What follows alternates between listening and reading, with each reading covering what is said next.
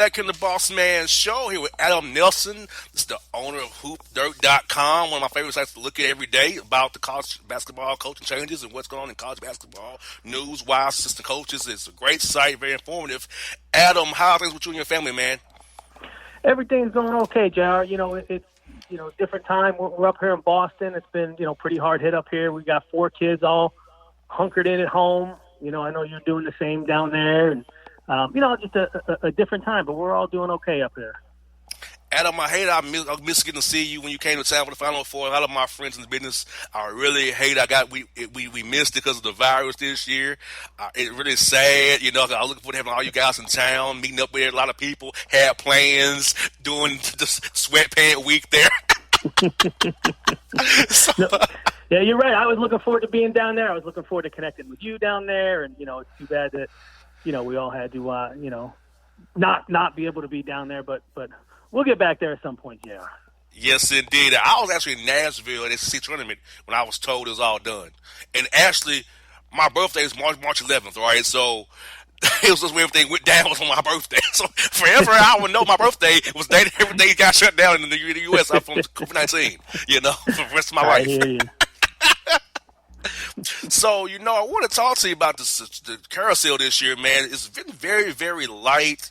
One of my close friends lost a job in Rick Ray, which kind of hurt me a little bit, knowing he's a great guy. He got screwed again. Like in Mississippi State, he got screwed there too at SEMO. But only very few changes this year. Not the carousel, not like it used to be. Steve Forbes got a job at Wake Forest. The Danny Manning was let go. So, what are your thoughts on the carousel so far this year, man? Yeah, it's been, like you said, it's been really, really quiet. And, obviously I think this COVID-19 has been the reason here. Usually, over the last 5 years, the average number of openings has been 54.5 Division I job openings a year. Right now on, early May, wherever we are, there's only 23 Division I job openings. 23 jobs have opened. So it's been less than half of what it usually does. It's been quiet. A lot of schools have been scared to pull the trigger. You just mentioned Steve Forbes. That's the only Wake Forest was the only high major Division I job to open. When they got rid of Danny Manning a couple of weeks ago. So it's been really, really quiet. And to be quite honest, this has saved a lot of guys' jobs. A lot of guys. Yes. A couple years left, and it's kind of decision time. I think ADs and rightfully so are scared to pull the trigger just because it's such a tough time to navigate right now. It's a tough time with recruiting. You bring in a new guy, it's hard to recruit right now. It's hard to pay buyout money right now. So there's obviously a lot of reasons for it, but this is really a job saving year for a lot of guys. You got that right, and to have the only one high major opening and it happened pretty much in like May 1st, that's like weird. And Danny Manning, you would think with that high buyout he had, which I hear that they're trying to contest it, say it's not as high as it was. I thought he was safe at least for one more year. Yeah, no, you're 100% right there. It's a reported $15 million buyout from Manning, and in this time to try to be able to pay that is nuts. And yeah, Wake Forest is fighting that. They're saying you do only half. He didn't meet some criteria. Who knows? I think they're going to duke that one out. But yeah, out of all the openings, Manning had 3 years and $15 million. You think he would get some more time? You look at someone like Shaka Smart at Texas. This may or may not have saved him. Jim Christian at Boston College definitely saved him.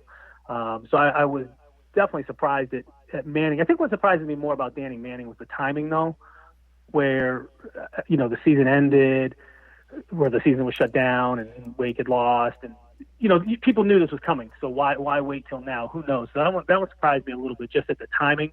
But a lot of these other guys, I think, are very lucky to get another year, and quite frankly, be really curious to see what happens next year.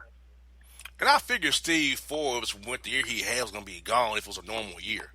He'll be gone anyway if you ask me if it's a normal year. But him to go to Wake Forest was still in his wheelhouse because East Tennessee State and Wake Forest not that far away from each other. So I think it's kind of that same kind of regional footprint anyway. So he can bring his whole staff with him. And now, will they put Coach Shea in at ETSU as the interim and make him the full time? Or they going to try to bring somebody from the outside and let Coach Shea go to Wake with Coach Forbes?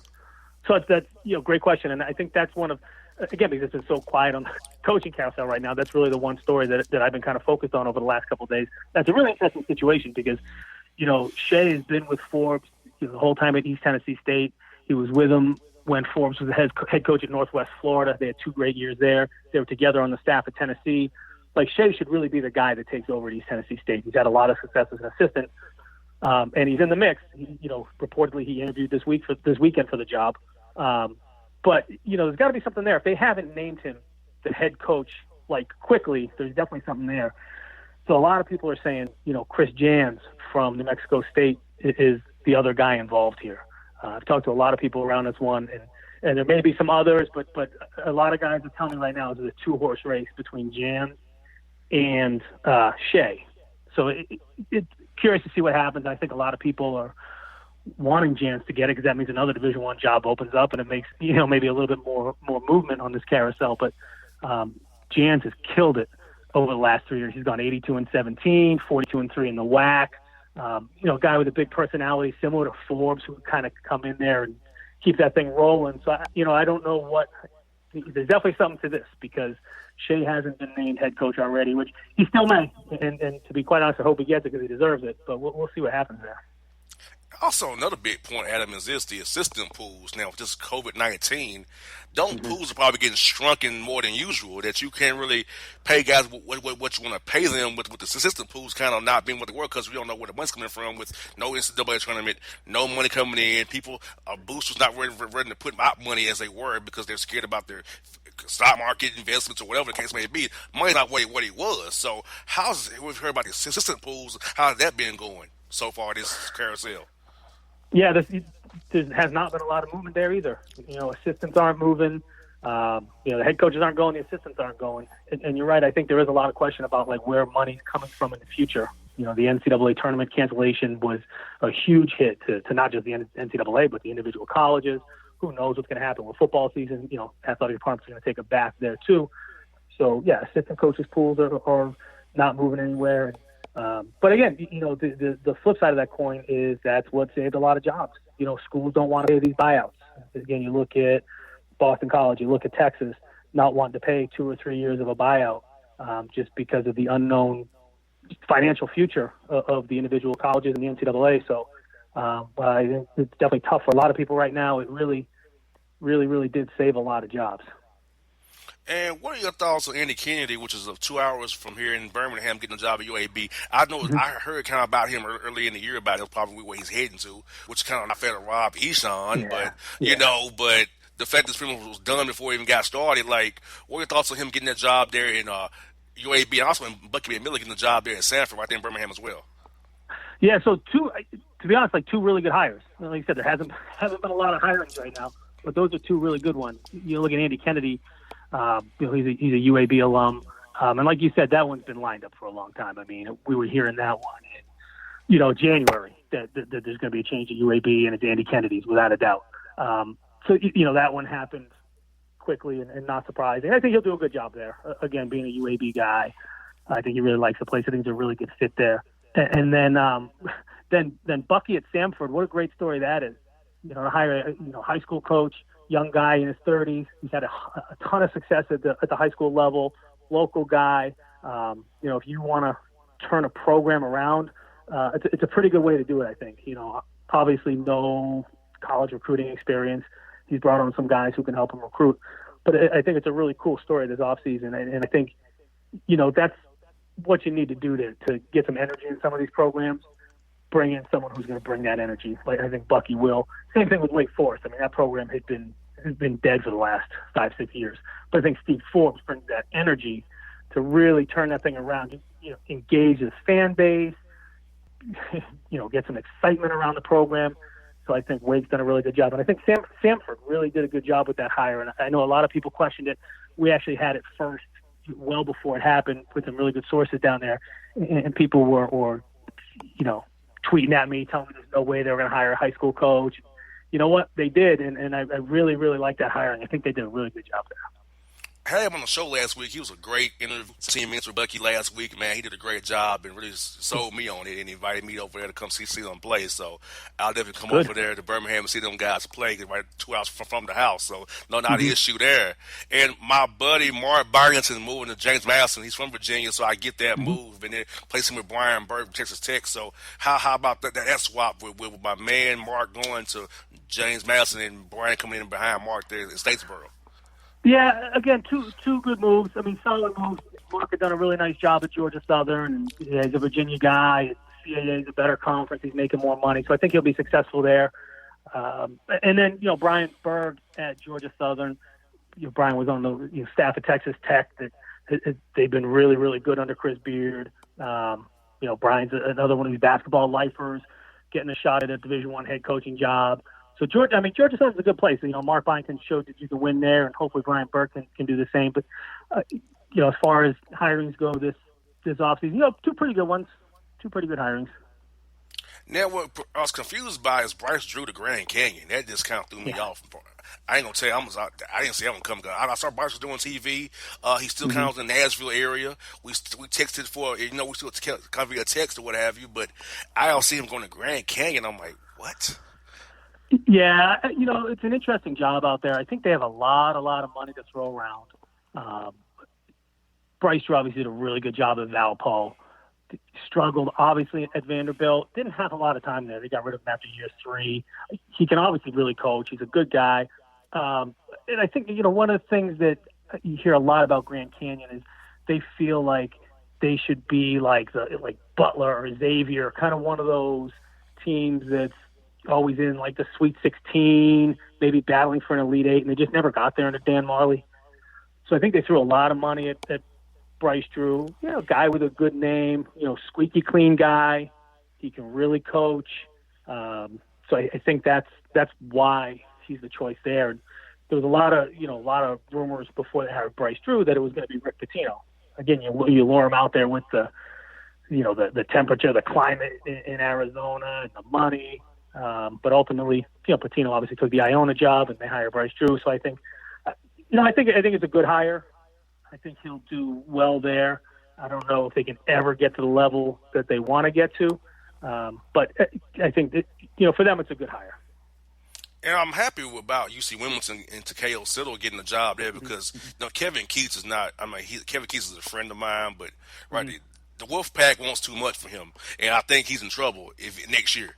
So Takeo getting out while he can now to get his take over where he was at previously with Coach Keats. It's a great move for Takeo, if you ask me. I think so too. He knows the place. You said he was there with Coach Keats.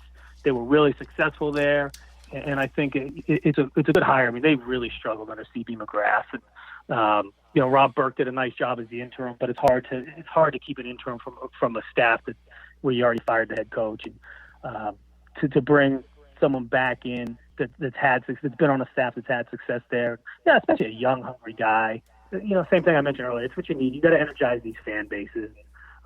With UNC Wilmington not having success recently, I think that's a really, really good, really strong hire for them. And last one I got for you, I think it was a good swap. Jeff Linder going to Wyoming, another good friend of mine named Rachel Steve Smiley. Great move by Northern Colorado, promoting from within. A guy who Coach Linder who went for a long time. They're both friends.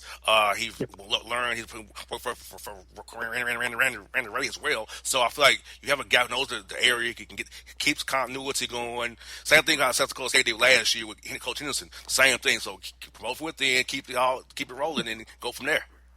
Yeah, you're right. I think obviously Jeff Linder's a great hire at Wyoming.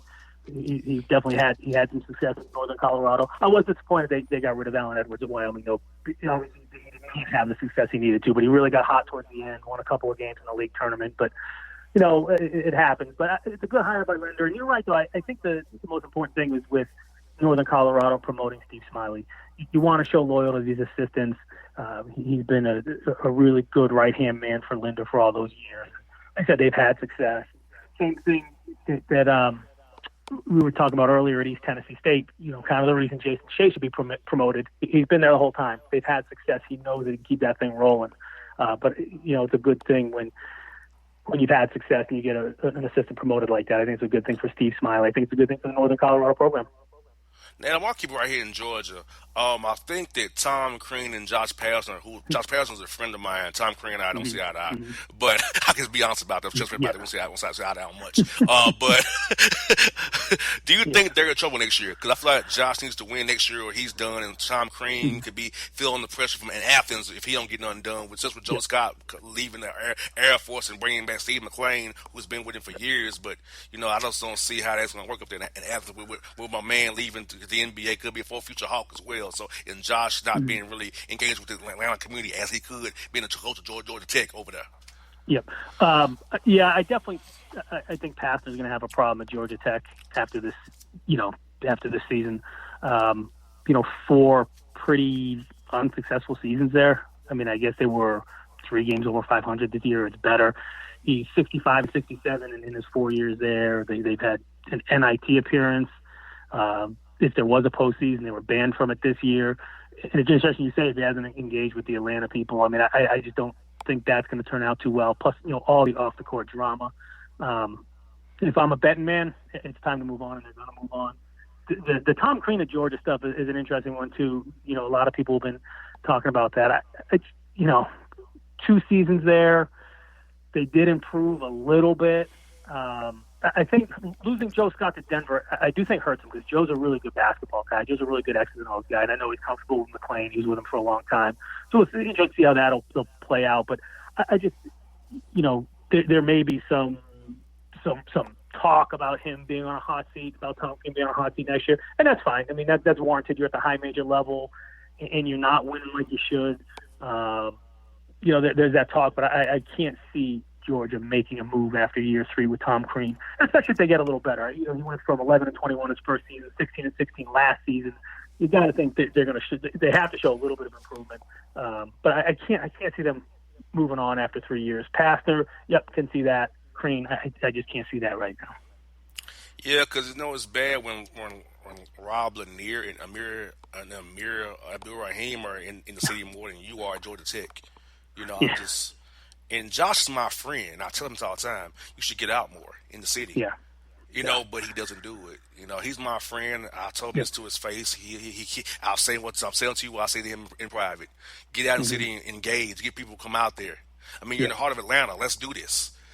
right. Georgia State should not be Atlanta school. It should be Georgia Tech. But I get it. Georgia State's more for people who can afford it in the Mm-hmm. city of Atlanta. But Georgia Tech should really be the big thing in Atlanta. And you're not doing it. You know what I'm saying? That's the thing I hate Yeah. about it. But Josh is kind of stuck in his ways. He's my friend, but that's how he is. Yep.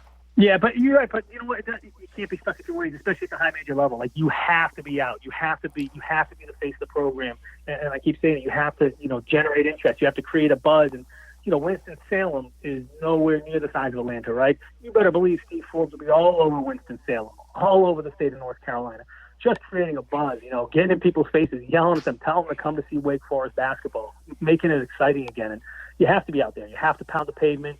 You have to make yourself, visible. You got to be known. You got to create that buzz. You got to generate that buzz. And, if Josh Pastner's not doing it at the, high major ACC level in a huge city like Atlanta, yeah, that's a problem.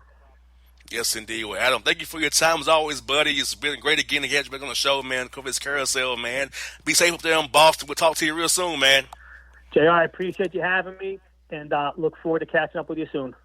All right, man. It's Adam Nelson here on the Bossman Show. Till the tears run down from my eyes, Lord, somebody, ooh, somebody, can anybody find me? Somebody to love. Alexa, play hits from Queen. Okay. Somebody to love. With Amazon Music, a voice is all you need. Get tens of millions of songs. Download the Amazon Music app today. All right, what's been the Boss Man Show? Time for the JC Sports Report with my man JC Smith, host of the Essential as Blank podcast with his folks in Memphis, Tennessee. My man JC, how's quarantine life, brother, going for you guys down there in the 901, man? Boss, what's good, man? Hey, we coping, man. We maintaining, staying strong up here, man. Just trying to follow all the rules and just take it day by day, man.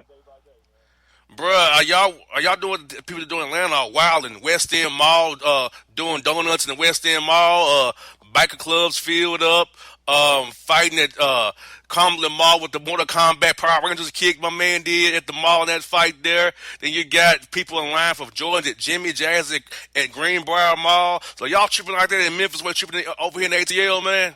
Nah, we ain't wilding out like that, man. I think if anything, it's kind of like low key here as far as house parties and cars kind of peeling out, in certain areas, neighborhoods showing out. But as far as at the malls and showing out like that, nah, it ain't happened here yet. But I'm sure it's gonna come though. No doubt. Well, bro, we're going to get into the lad dance today. But first, I want to talk about the coaching carousels. Been some stories about the Rockets potentially wanting to bring in Jeff Van Gundy as the new head coach because they don't think they'll bring back Mike D'Antoni. The negotiations are going terribly right now. And they said Van Gundy wanted to come back before they hired D'Antoni, but Leslie Alexander, the old owner, who fired Van Gundy, did not want him back. No, Daryl Morey wanted Van Gundy. Also, Mark Jackson was out in the news saying he hopes to coach again one day. If I'm Mark Jackson, bro, I got a cush job doing ESPN. I know I want to coach, but that's a guaranteed $2 million a year for Mark Jackson. Just a cush job. I don't know about that. And Tom Thibodeau, we know he burns people out. Minnesota and Chicago and the Knicks and the Rockets. I don't think none of them players will want to play for Tom Thibodeau and his rigid old ways. What are your thoughts, bro? Yeah, it's kind of like the out with the old, in with the old, as far as the rumors and everything, man. And, in today's NBA, man, like you said, Thibodeau's an old school defensive minded. He's going to run his guys to the ground. I think Van Gundy is under the same notion as well, an old school guy, defense first. I think Van Gundy could probably adapt better than Thibodeau in today's NBA. But like I said, you want to give other guys a chance, man. Young guys, young innovative guys, they're offensive minded.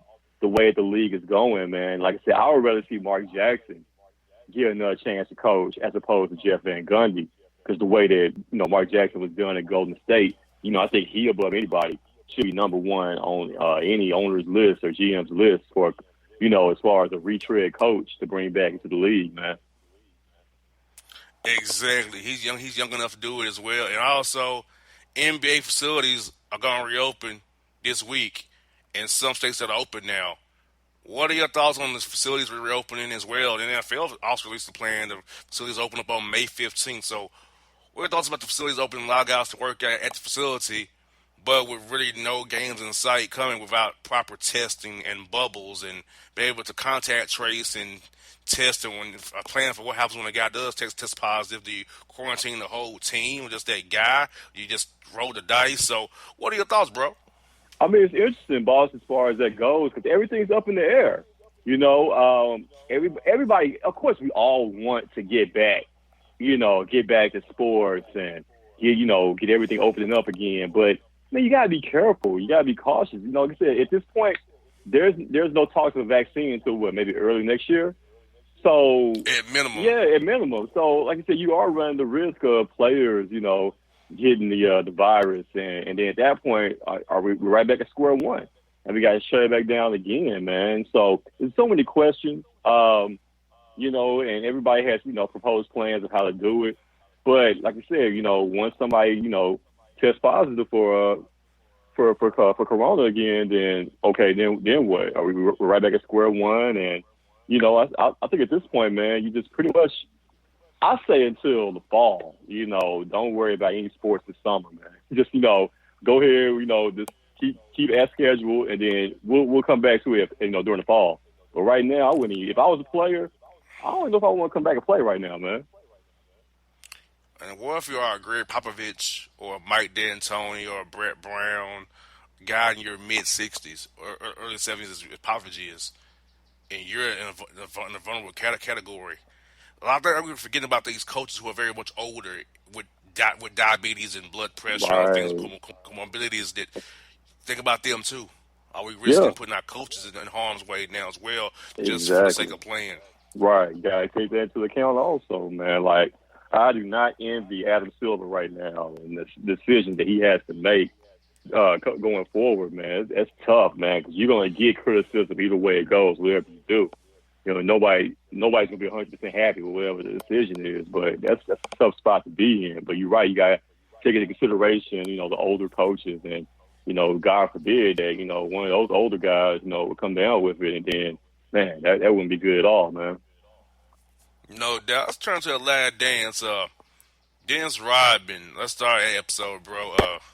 Rodman working with the bad boy Pistons. They traded him after he went kind of slept with fussy, but at the Palace of Auburn Hills to San Antonio, who didn't hit in with the Bulls, and the Bulls kind of let him Dennis do Dennis, but then Dennis, would play when he wanted to play, and when Scottie Pippen was out, Mike needed him more, and Dennis Rodman liked that. When Scottie came back, he's like the dread third wheel again, and he kind of went like, off the grid again, and he needed a vacation in Las Vegas, and supposedly Jordan had to go get him with Carmen Electra in the room. So, what are your thoughts on the episode, brother, of the last dance, man, with Dennis Rodman and them boys? Hey, like you said, I'm tuned in to each and every episode. I'm reliving my childhood once again, and I thought I knew everything. But like I said, I find out new things here and there in regards to, you mentioned Dennis Rodman. I think it was a perfect storm, man, that Dennis, landed with the Bulls. Because just imagine if Dennis Rodman would have gone anywhere else after, the 2 years with the Spurs, and, he pretty much burned himself out there and, pretty much turned everybody against him as far as inside the organization and the team. David Robinson couldn't stand Dennis Rodman, so they were ready to get rid of him.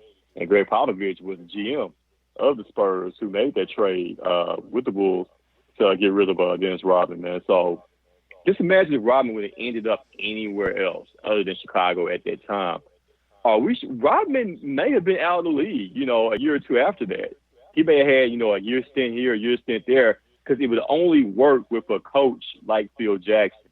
It would only work with the greatest of all time, like Michael Jordan. It would only work with a Scottie Pippen, guys that knew Dennis Rodman, knew the player that he was, but also knew that Dennis had to be Dennis. And, you had to give him a little leeway. You had to give him a little rope there as far as allowing him to do what he wanted to do, because you knew at the end of the day, and definitely Jordan knew at the end of the day, hey, this guy can help me win championships. And Phil Jackson had to, handle him with kid gloves. Like, you had to know when to be stern and know when to kind of lay off with Dennis Rodman. So it all worked out perfectly, man. And Dennis Rodman, at the end of the day, even though he was going to do him, he had the utmost respect for Michael Jordan, for Scottie Pippen, because he knew, the caliber of players that they were. And at the end of the day, Rodman was a dog, man. When he was out there on the floor, you knew he was going to give you, all 100% of everything that he had. And off the floor, he didn't have to be friends with those guys. He could be able to do his own thing. So it all was like a perfect storm. It all came together perfectly, man, to the point, like I said, 6 championships in 8 years. And, still got some more episodes to go.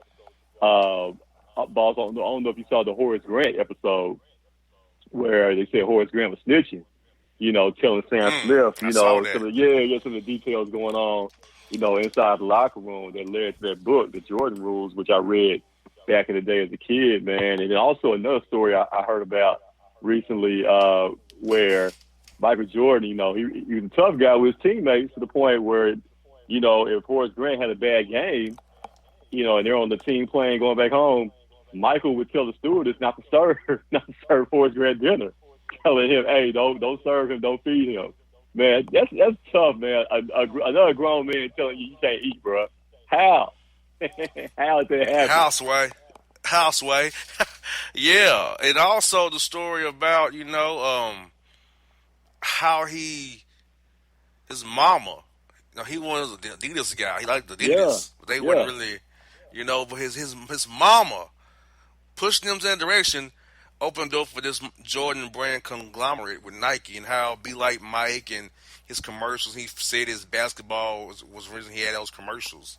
I mean, just think about this. His mother pushed him in that direction, got him the way he is now with Nike. Yeah, man. Like, hey, mom is the real MVP, man. She's the real president of Nike when it boils down to it. I can even imagine Michael Jordan, playing in some Adidas or some Converse in the NBA. I know he played in both in college, but in Adidas and Converse. But man, just think no Air Jordan line. I mean, even the Air Jordan, it would have been Air Jordan line with Converse and Nike. I mean, Converse and Adidas. But at that point in time, Converse, didn't really see, a scenario where a rookie could come into the league and have his own shoe. So like I said, it was the perfect opportunity for Nike, because they were, like I said, looked at it as, maybe it was the third best sneaker at that time. So it was a perfect opportunity for them. And then also keep in mind, boss, their projections, when they signed Jordan at Nike and will come out with their first Air Jordan, their projections was going to hopefully sell what? Maybe, a couple $100,000 worth of shoes.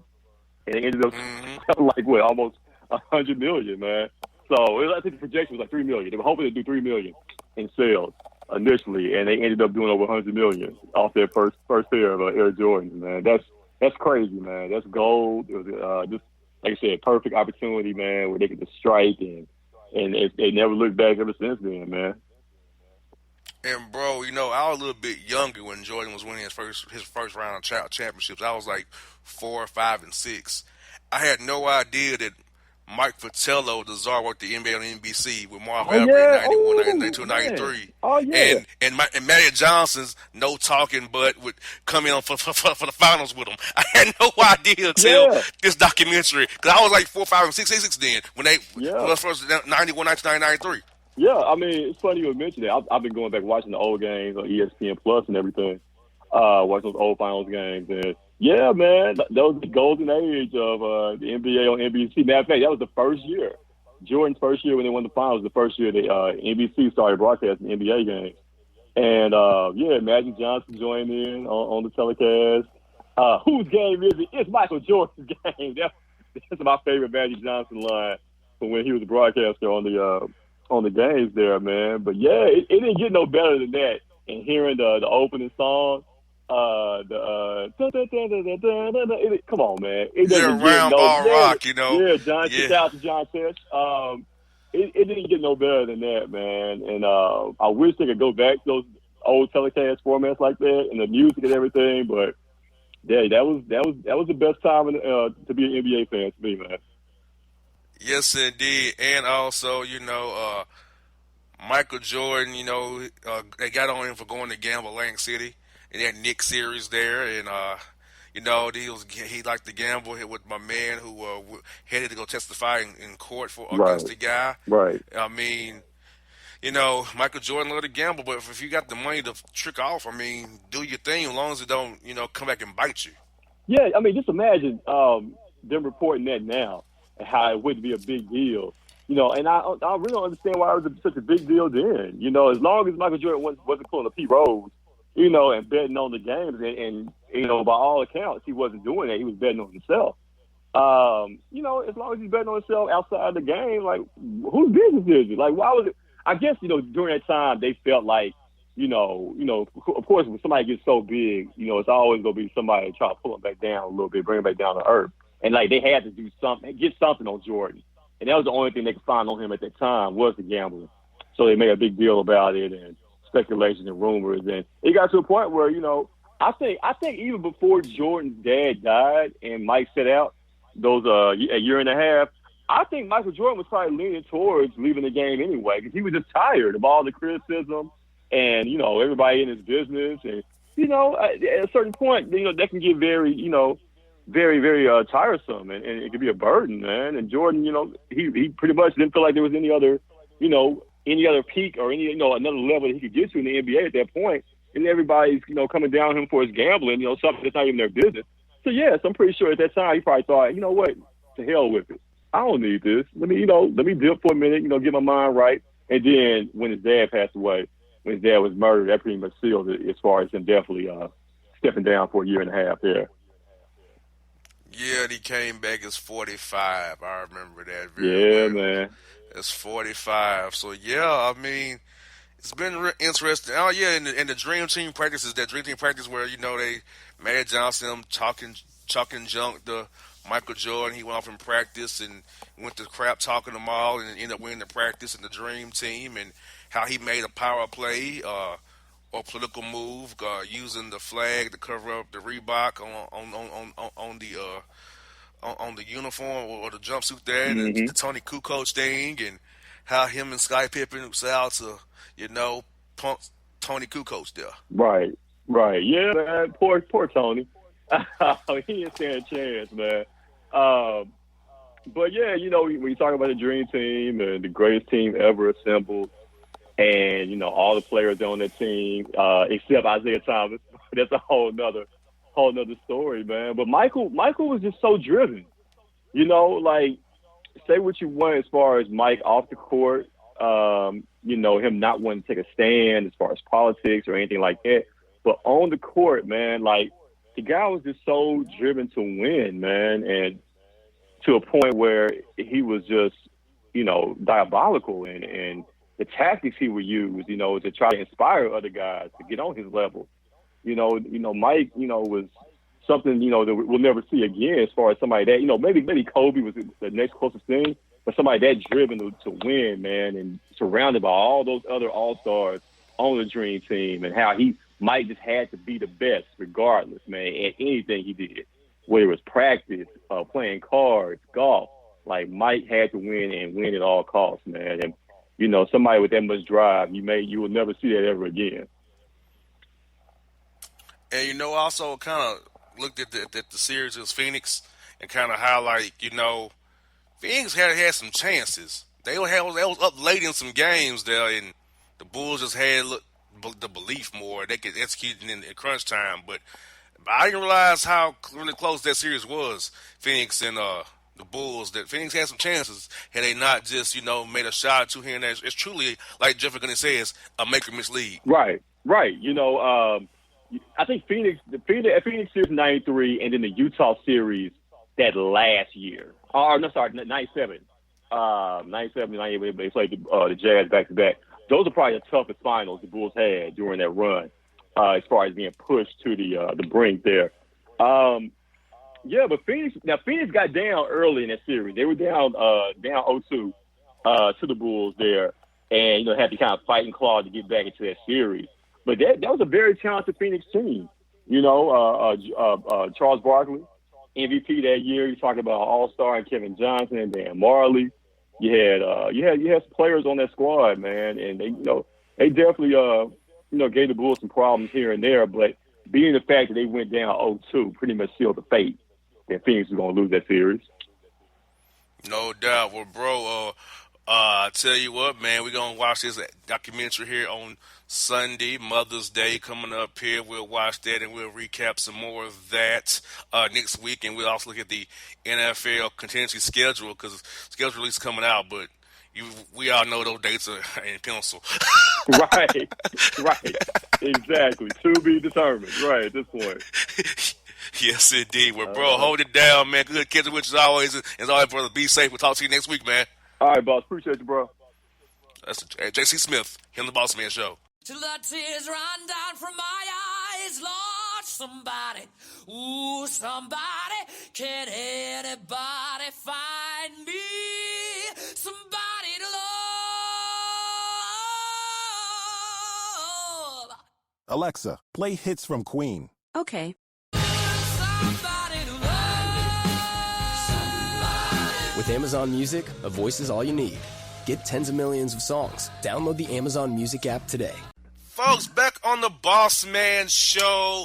Time for our weekly segment, Florida Man and Florida Woman News here in the Boss Man Show. The Boss with my man, Bone. Bone, what's good up in New Jersey, my brother? Man, we're all chilling. We're all safe. It's good to be here today. Like I said, the schools in this area are closed down, so my son is happy, and we're just chilling, man, kicking it. I hear that. And Bone, on Twitter, I showed you a picture of the idiocy here in Atlanta, Georgia, at the Greenbrier Mall, where clowns were lined up for 5 hours to get Jordans from Jimmy Jazz at Greenbrier Mall, which is also a COVID-19 testing site here in Georgia. So I feel like a lot of them will be heading there when they start coughing and sneezing and won't be seen at the hospital because their idiot asses went out to stay in line without masks on to get some Jordans at Jimmy Jazz. Well, I mean, I'm not even a big fan of J's. So I don't understand like why the line is from Jordans. I was never like a big Jordan advocate. I wasn't really the kind of guy. Oh, I need the new J's. So now, of all times, I definitely know new J's, man. I'm not really sure life and death over some Jordans. These people, they all need a steel chair to the head. Exactly. And furthermore, people were at Piedmont Park in Midtown Atlanta for a Blue Angels flyover in the middle of a pandemic. Man, it's as stupid as stupid does, man. It makes no sense. Additionally, in East Atlanta, there was a biker club popping off with people close in action. There was a kickback pop-up at the West End Mall here in Atlanta. And there were some clubs open up on the low, hole in the walls. So, in 2-3 weeks here in Georgia, we're going to be like probably New York and New Jersey because of the idiocy. And also, there are a lot of people been put in the ground. Those funeral home commercials will be even more after all the people that be popping off and falling off the wave because they was idiots. Went to places they shouldn't have went. Because see, there's some point out that the COVID-19 is born. You think you're good, but then also it hits you out like a brick and you're done. Yeah, exactly. And isn't the CDC in Atlanta? It is right down street from the Capitol. The dumb governor can see it from his damn window. Oh, the irony of the CDC in that city, and that state is going buck wild now. The irony. Yes, we had a temporary Georgia man segment here. But now we'll get to the main course here. So, folks, you've been waiting on it. It's time for it. It's here. It's a Boss Report. Don't start off with the worst bone.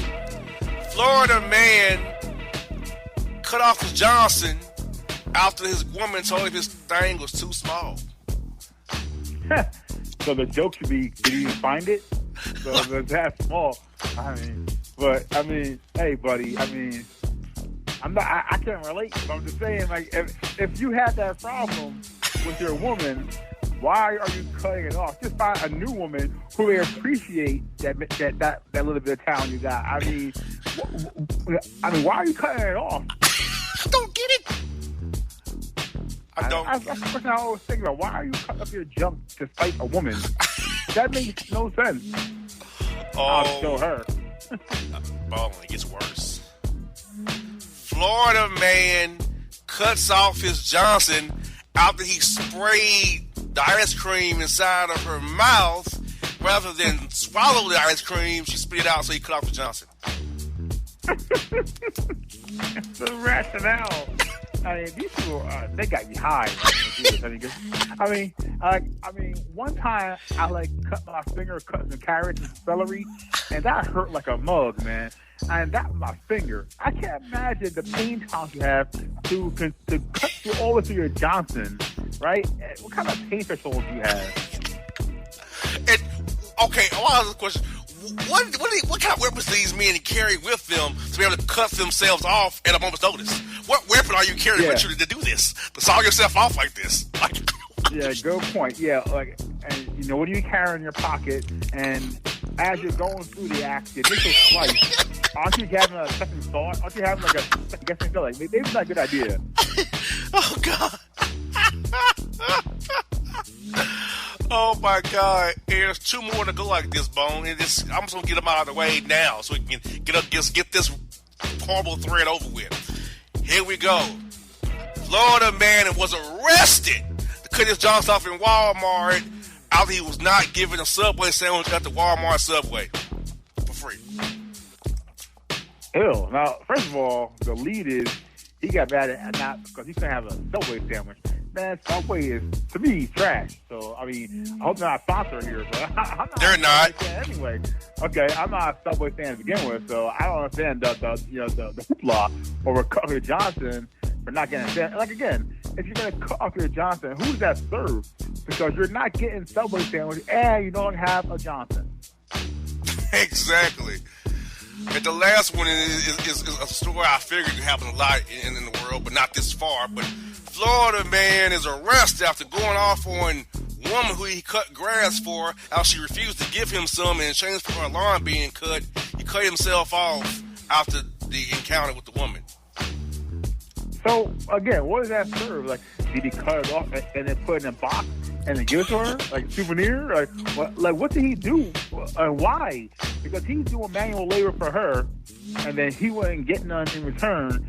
So he cuts off his Johnson. How about then stop cutting her lawn then? That would teach her. That would show her a lot more than cut up your Johnson, man. My thoughts exactly. I don't get it. I don't get it. I don't get it. I don't get it.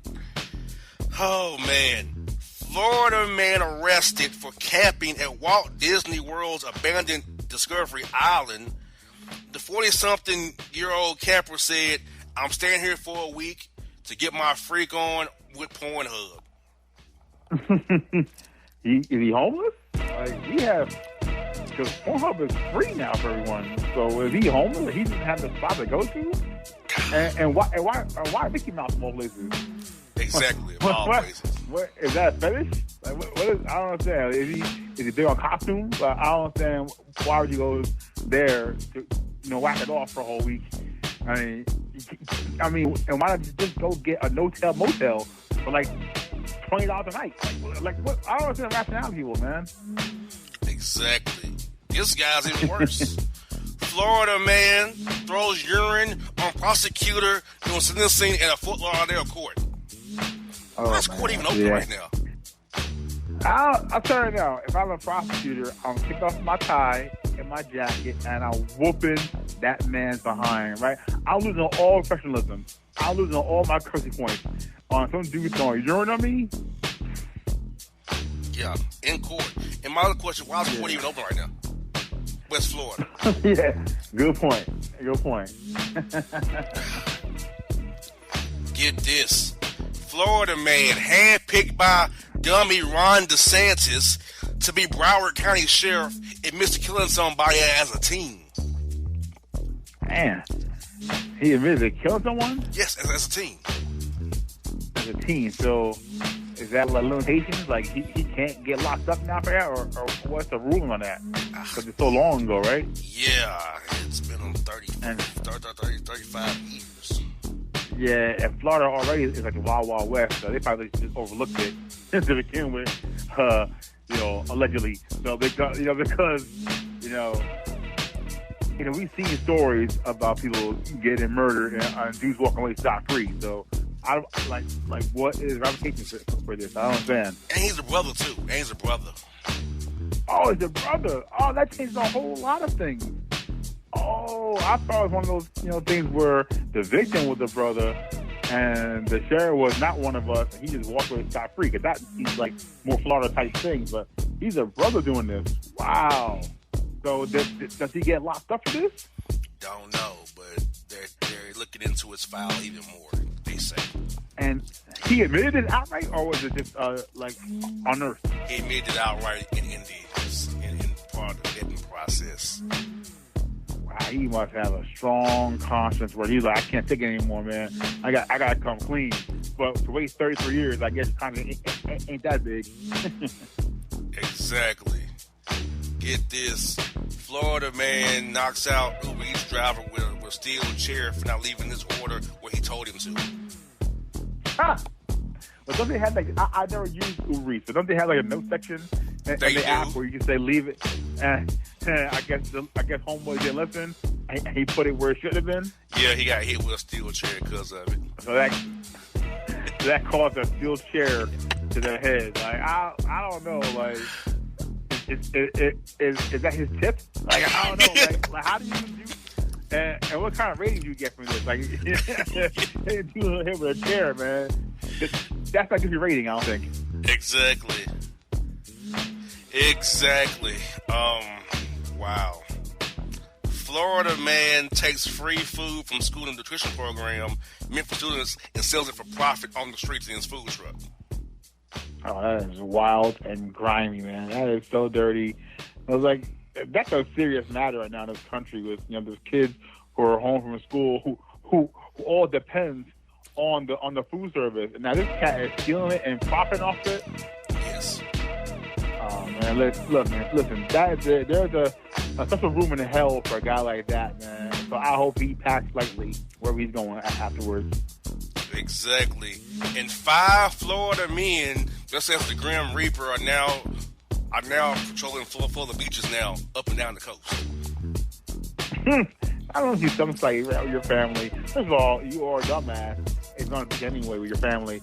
But I don't see a sight to see a bunch of Grim Reapers just walking around and on the beach, man, and just like saying you're going to die soon. Like, that must be a tripping. But what thing. about you? You're on the beach too, and you're in an all-black outfit. Yeah, like we said last week, those guys who are in the outfit, they must have dehydration, and they might join these people soon, man, because that's a lot of heat and those black suits on the beach, man. Exactly. Man, oh man. Florida man knocks out pastor with a 2x4 who came by to give him communion. What, the devil? Like why was he hitting dudes over the head with a for? Exactly, because I guess he didn't want him to come to his house to give him communion, I guess, and knocked him in the head with a 2x4. So we have the chair shot, and then we have the hacksaw Jim Duggan assault. So, I mean, it's not bad. It's getting a little better. Exactly. Get this. Florida man abducts scientists to make his dog immortal. God. What? I mean, is dog immortal? Them scientists make his dog immortal. Yeah, that's right. Yeah, couldn't happen. Like, really? It's a dog. I mean,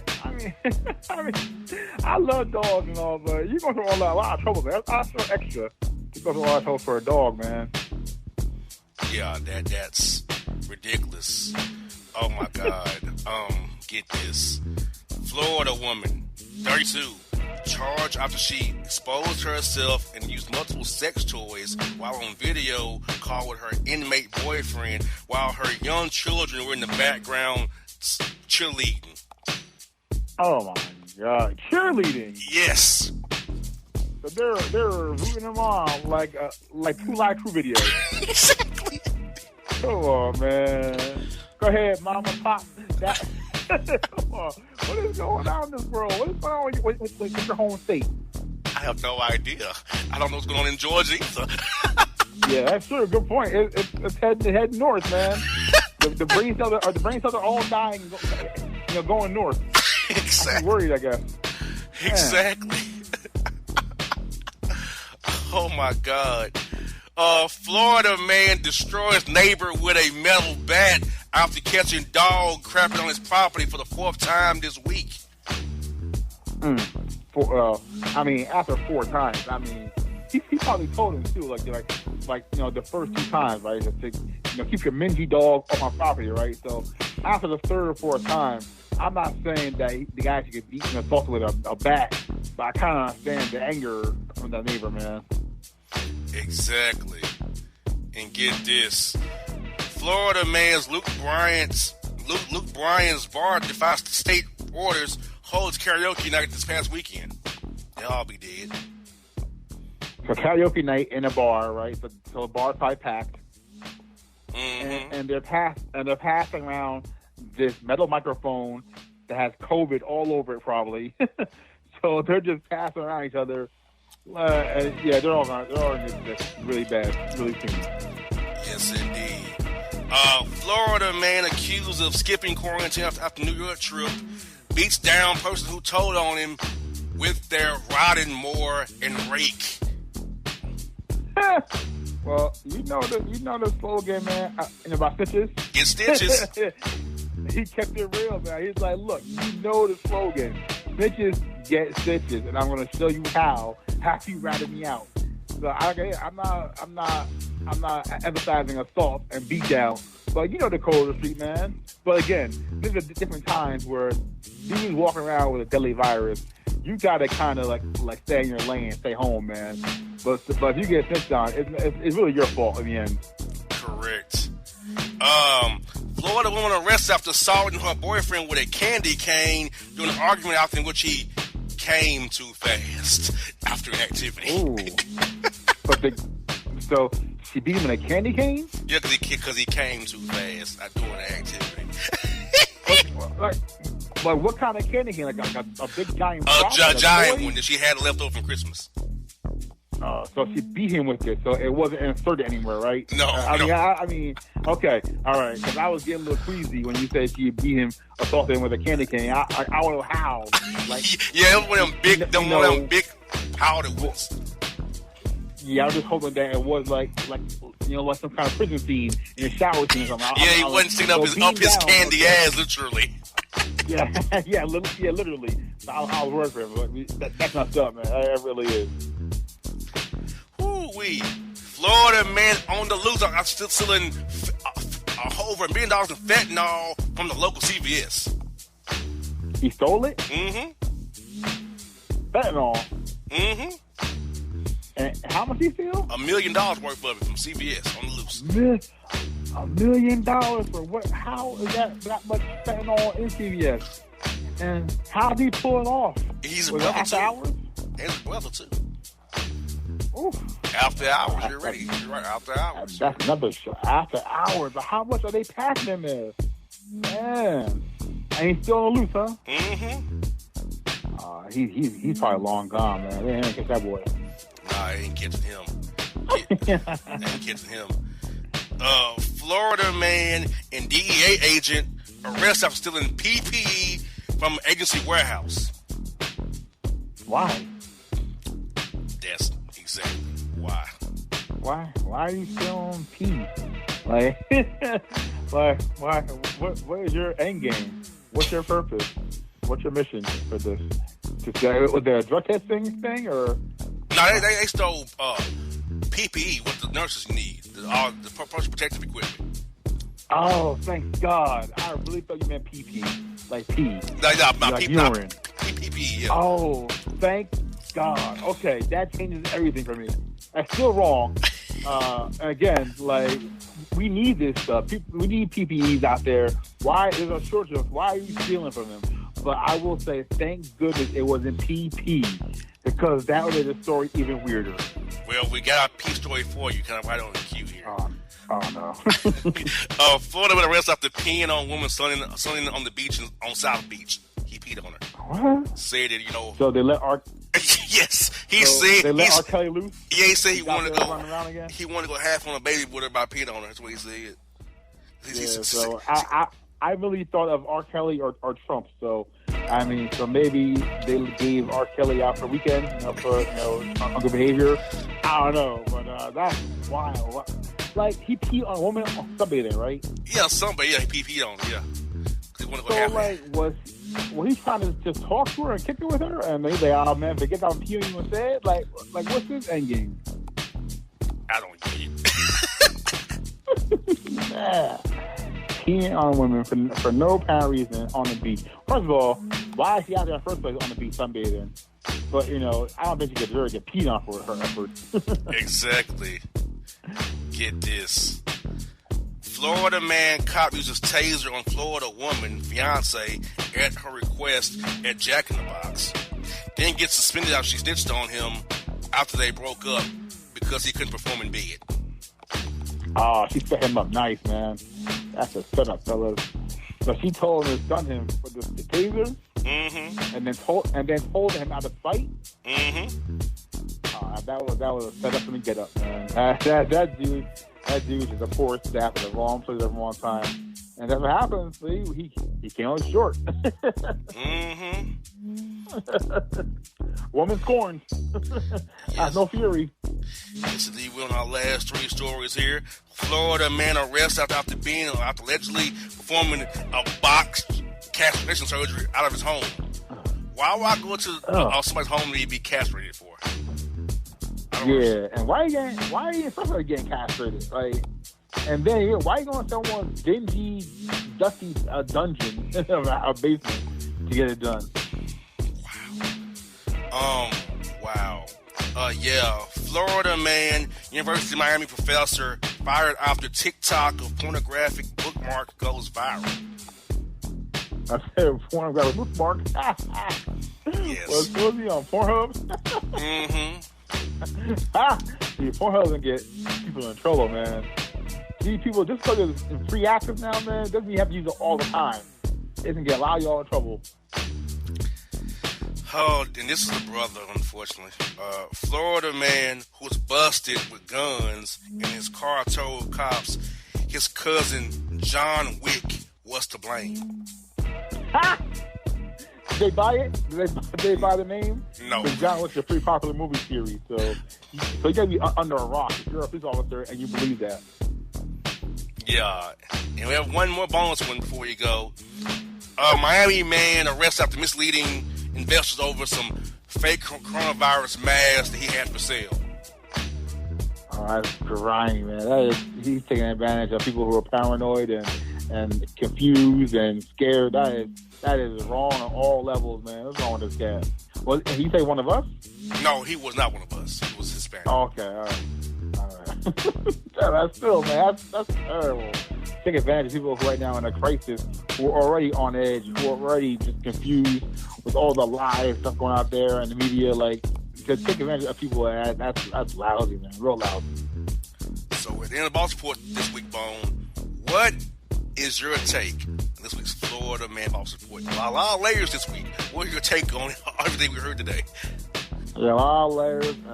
A lot of people out there who are really dumb. People who I don't understand the whole like peeing on people thing, like or throwing urine at somebody. I don't understand that. I do like. I kind of like the whole thing with the 2x4s because we didn't really have any spears or rock bottoms this week, but a good old fashioned chair shots and 2x4s are always pretty good. And a bat shot too. Yeah, that's true too. And I gotta say this again. When you cut off your Johnson, you don't hurt them, you hurt yourself. Exactly. You're not spiting them, man. Like, dude, just don't cut her lawn anymore. Just say, I quit. I'm not giving you free lawn cuts anymore. Don't just cover your Johnson and say that. Like, that makes no sense. And you know what, Bone? You cut it off because she didn't swallow. But she at least lets you, go in her mouth. Yeah. I mean, be happy you got that. You got that going for you, brother. Take it as a win. And you cut yourself off because you didn't get the full Monty? Yeah, I think he wanted the full service. Still, man, that defeats the purpose of having fun. You even get toppy. There's no toppy, no Johnson. Oh my God, Florida. I thank you so much. If it wasn't who you were, we wouldn't have a segment every week. So thank you, Florida, for being who you are. So that's all I can say about that. Well, Bone, be safe this week. We'll talk to you again next week, my brother, on the Boss Report here. And I know we have a great fan with a bad beard who listens to it every week. So shout out to him. Screw him as well. So, folks, this has been Boss and Bone, the Boss Report. We out. And if you don't know, now you know.